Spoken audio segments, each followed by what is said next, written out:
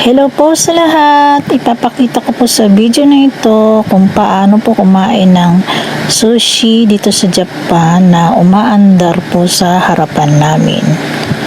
Sige po, na po kami sa hagdanan para kumain dyan sa store ng Sushiro. Ayan, nauna na sa akin yung aking mag-ama, nasa loob na po sila.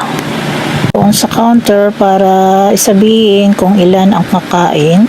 Dahil tatlo nga kami at para maituro nung waiter dyan kung saang upuan kami uupo. Turo na ng waitress kung saan kami bandang uupo at kami ay papunta na nga po doon sa lugar. Ang anak ko yung tablets na kung saan doon kami mamimili ng aming mga kakain. Dumadating ang aming mga in-order at ayan po umaandar sila na parang tray na nasa harapan namin.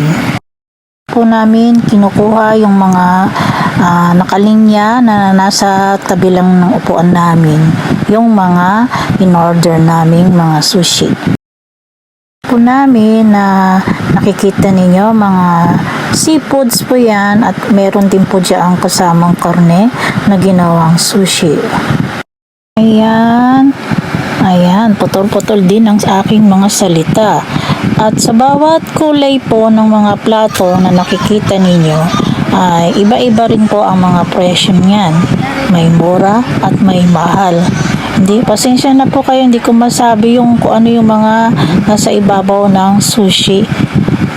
Basta mga isda po iyan, hindi ko na kasi natanong ang aking asawa kung anong mga pangalan ng mga isdang yan na nasa ibabaw ng kanin. Nang dinadampot ang mga order naming mga sushi at nilalagay na nga dyan sa aming lamesa.